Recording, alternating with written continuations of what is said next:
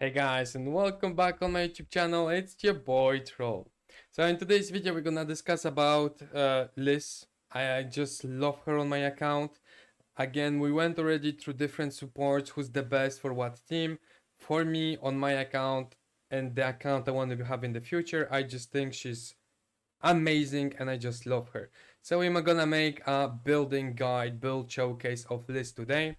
Now, before we jump into the video, guys, for those who are already on the official Discord or my own Discord, but there you go. The links are in the description. We're gonna have a huge stream this evening, tonight, morning, again, depends where you live. But today we're gonna start at 4 p.m. UTC, 6 p.m. Paris, Europe time. So make sure to join the stream, come. You will have a chance to win some diamonds. Now it's not a lot, it's the first time. Devs gave me some diamonds to give here and there. But it's a beginning. Who knows, maybe if we have a lot of people, the next stream we're gonna have even more rewards. So it works both ways. The more you come, the more rewards we might have for the next time. But anyway, all the links are in the description. So if you want to join the Discord, the Twitch, whatever, all the links are in the description. And I will see you this evening. Yes. And now let's jump into the build. So Liz, I'm pretty sure everyone knows her. I'm pretty sure everyone knows what she does. But let's just make sure you know. For sure, you know. So first of all, her ultimate. You're gonna recover 10%, 30% of max HP for all the allies. It's your max HP. And cleanses 3 layers of dots debuffs. Meanwhile, grants a shield of 20%. Now, number 1, she also restores 3% more HP for every layer of dot or debuff cleansed. So you potentially can go till 13, 22, because she can cleanse 3 times. So 22 of max HP for all allies. It's not max HP of allies, it restores HP by 10% of max HP. So her own. It's not of 10% of max HP of the allies. So that's why you're something gonna do ultimate and you're basically gonna recover max HP of all your heroes because it's based on her HP. And then if you have her exclusive 3, her shield goes from 20 to 30%. Guys, do you understand what's 40%? It's basically a whim. Like, she becomes a whim and a Liz at the same time. Like, she's insane. Her ultimate, once you have exclusive 3, is insane. Now, yes, epics, it's not that easy to get, whatever. But with all the events that are going on, getting epic exclusive weapon upgrades is not that hard. Even in the event we have right now, I think you can get like 3 or 2 for free without spending anything. So eventually you'll get that exclusive, and then eventually she might become just completely broken. So that's for the ultimate. Now her passive, how does it work? Every time you're gonna apply a buff, a debuff, attribute debuff, whatever, she gonna regenerate HP. Now why do I say attribute debuff and a dot? Because a dot is damage over time that you might apply, but since they don't specify dot or attribute debuff, basically every time you're gonna apply anything on your enemies, she gonna get 3% of max HP. That's why with Okmen, Holder, Hezonja, Sigmund, Melia, whatever, she's amazing with anyone who puts debuffs. She's so hard to kill. I'm sure plenty of you, because you have Melia, Hezonja, Okmin, whatever, in the arena, you're always finishing against a Liz who never dies. Why? Because with her exclusive 3, with her exclusive 1, basically every burn or HP burn goes into heal. So at one point, if your full team is HP burn, she never dies. And I'm pretty sure I'm not the only one who rages over that. But anyway, we love it, so we can't complain in the arena. So yeah, that's her passive. Then the S1, basically she does damage of max HP. Sorry, this is S2. So she's gonna restore HP by 80% of attack plus 6% of max HP, her HP, for an ally and grants resist debuff. So again, if you skill up, you're gonna have 12%, which is really good. It's okay. Again, her main thing is her ultimate, but her S2 additional heal, double heal basically, we don't say no. Her S1, you're gonna apply HP burn, but guys, it's only 30%. Honestly, I don't recommend. It's not if I don't recommend. I would say don't focus on that HP burn. It's just not worth it. I would completely ignore his S1. If she lands it, great. If she doesn't land it, you don't play Liz for the HP burn. So yeah, that's all the spells and the exclusives. Again, I'm pretty sure you know about it, but I just wanted to make sure you know why I love her so much. But anyway, let's jump now into the auras. So in terms of auras, I will recommend you for a very long time to keep the healing effect aura. This effect will be also doubled if the target's HP is below 50%. Honestly, I don't recommend any of the blue auras for Liz. I know some of you really love this one, I also really love it, but she already has so much sustain that you don't play her to tank and survive, you're gonna play her to heal the others or put the shield. So I think the green one is the best for a very long time, and you shouldn't put any of the blue ones. However, then we're gonna arrive into the epics. In terms of epics, I think restore all of allies HP of the caster's max HP after casting a skill, and I think it's completely broken because again, Liz HP, you're just gonna build her HP. So if you're giving this HP, 9% of this HP to all allies, that's huge, especially for a DPS. So I really like this aura. And then for the Dwarven Ruins, remember you can have 3 auras, right? So one for PvP, one for dungeons, or whatever. You can change your auras. That's why I'm telling you can have multiple. But I wouldn't say this is the first epic you should take. I think the first epic, if you can, is this one, and then eventually this one. Basically, it will give you 54% more max HP in Dwarven Ruins. 54% HP, guys. This number. I don't think you realize how hard it's already hard to get like 13, 14 HP percentage on a substat on a gear. Imagine 54%. It's huge.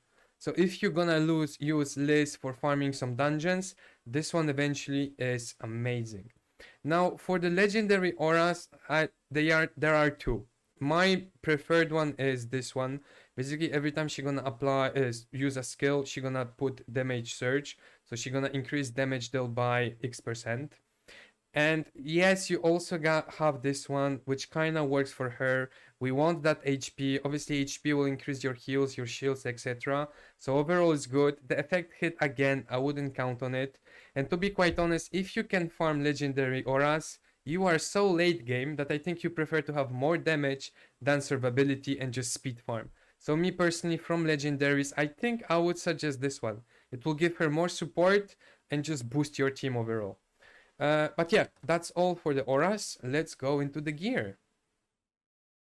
Now, before I explain the substats, the gear and everything, guys, there's a lot of questions. What to build, guys. If there is no, like, if someone didn't do a video, me especially, on a guide on a hero, you can always click on the information here. It will show you which statistics the game recommends you to build on a specific hero. I would say 80% of the case, it's always correct. So I would really recommend those. And then if you don't know what a specific statistic is, just click on more and you're gonna have an explanation of every single statistic. I had plenty of questions. What's mastery? There you go, it's explained here. But yeah, again, HP speed, I really recommend it. So in terms of gear, early game, you're gonna have, well, the very first option, the very first gear I recommend you if you're gonna play your list is from the campaign quest.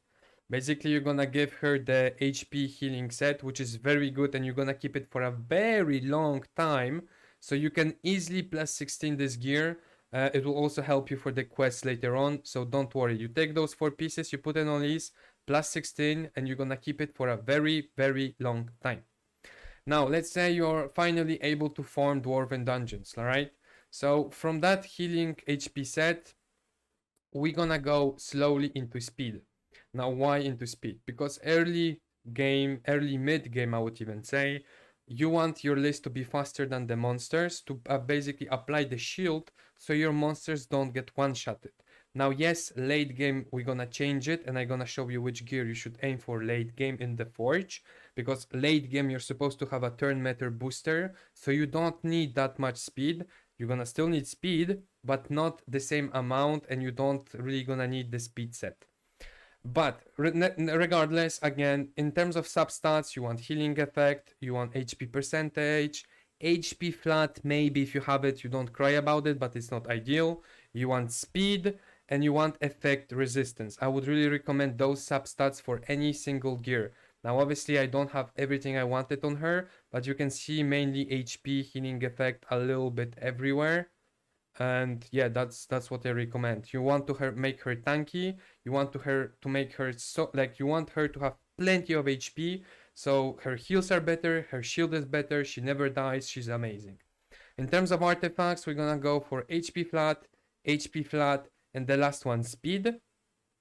However, late game, you might count to switch the middle one for effect resistance. So you're more annoying in the arena, or you just basically will resist every buff from every boss. So that's also an option. But HP percentage is like a very sure, I mean, it's very good.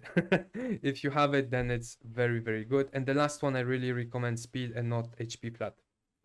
And the same for the substats in the artifacts, HP percentage, effect resistance, speed, etc. I don't recommend building effect hit mastery on Liz. I think it's completely useless. You're gonna lose all her potential. So let's jump into the Forge. So in terms of Forge, I think you should start by aiming at the feather set. Honestly, speed HP is just great. HP again will increase her shields, her healing, and speed overall will be needed all the time. Speed is the best stat in the game. Regardless what's the hero, speed is just amazing. So you're gonna always need it. Holy set, like I said, it's very good early game, but missing that speed, I don't really like it. And basically healing effect, it's very easy to get heal blocked. Severe wounds, stuff like that, it's really common in the game. So I would I don't know, I don't feel comfortable having this set. Me personally, I'm gonna advise you to have feather set. The first ed one, again, I don't like it so much, but honestly, I love the tough set on Liz. I think you're gonna be so annoying, so tanky, so I would say maybe mix like one tough set with one feather set, or maybe even two tough sets, so you're just gonna resist everything, you're gonna have plenty of HP, you're never gonna get a crit. So honestly, me personally, I would love to have a tough set if my speed allows it. If not, I would go for feather set. The first aid set, I mean, again, effect hit, I don't recommend it. It's only a 30% chance to place that HP burn. Healing effect, maybe one, I guess you can have, but again, if you get that 80% heal reduction, it doesn't give you anything, and you're still gonna count on the shield more than the healing effect. And then the speed, yes, it's good. I don't know, I just prefer tough set or the feather set, to be quite honest. I just like the combination of HP speed or huge HP, huge tank. You never gonna kill me. So that's the gear I really recommend from the Forge. Lastly, let's jump into the emblems. So for the emblems, I really don't think there's a lot of like workaround. I think there's one ideal build for this, and it's basically you're gonna start with HP. Again, I don't recommend. I might have some. Maybe in the past I told you to take effect hit. Okay, we all do mistakes. We all learn on our mistakes, and it's only a 50 gem mistake. Okay, take HP, no discussion. So you're gonna take HP percentage. Again, her S1, there's only 30% chance to land that HP burn. I don't know, maybe for the guild boss, if you want, you can change it. Me personally, I go with the HP. I think it's way better. Obviously, we're gonna increase the shield effect, the heal effect. We're gonna go for the allies with less 50% HP, healing effect increased. We're gonna go for basically every time you're gonna give a buff or debuff, also possible with her S1, her speed gonna increase. Buff is considered as a shield. If it wouldn't be shield, it would be attributed buff. So increase armor, increase crit, whatever. But since it's just buff, a shield is also a buff. Then we go for allies under control effect, healing effect, shield effect. I mean, shield effect is the best statistic you can get for this anyway. And then every time she's gonna launch a skill, you have 12% chance to basically like -1 turn. So if it works on your ultimate, great, fucking amazing. Now she's only A3, but if you have her A5, I would recommend to go into, there is 30% chance to remove one layer of non-control debuff from self at random time, blah blah blah. The two other ones, I don't recommend it. Again, hit effect, we don't want it, and she doesn't put any attribute debuff, so, or buff, so I really don't recommend it. The speed is really good, but very situational. The healing effect, again, depends which boss. There are bosses who gonna put heal block or whatever. So I really recommend HP max. I really think overall for her skill, like her skill kit, I think max HP is the best one, and that's the one I gonna go for. However, I gonna start with effect resistance. I think it's just better than defense for her. Then we're gonna go into healed effect, because from those two, like there's no boss who puts dots. Maybe the artifacts one. So again, it will depend what you're gonna use her for or farm her for, but overall in the majority of the content, healed effect would be always beneficial. I mean, if she heals so much, she will heal herself even more. That's just great. Then we go for the resistance. As always, as I repeat for every champion, you don't want your allies to die, so those two are always useless. Maybe for the arena it's better, but again, from the moment someone starts dying, it means you're gonna eventually lose. So this one for me is the best option.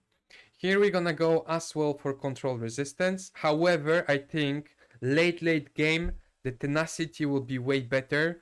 For now, I'm not in a position that like she never loses so much HP. She kind of loses HP. So this thing is not really often on. And this one I think is way better. It's always here. Now, if she would be A5, I would take this one, restores health HP for the first 3 turns of each wave. This is just huge.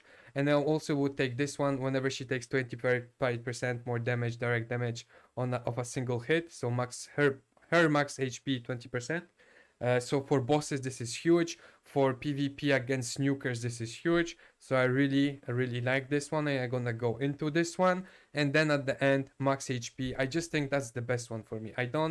Overall, it will just increase everything for her. More tanky, more shields, more heals. I just think it's amazing. So I really recommend this one. But yeah, guys, we went through everything. We went through exclusive, aura, emblems, gear, forge, passives, everything. But if you have any questions, guys, make sure, as always, to join me on my Discord, official Discord, Twitch, YouTube, whatever. All the links are in the description. As always, if you liked the video, if it helped you, make sure to like, subscribe, and I will see you this evening, morning, afternoon, whenever you are on my Twitch for an amazing streaming session, guys. I will see you soon. Ciao.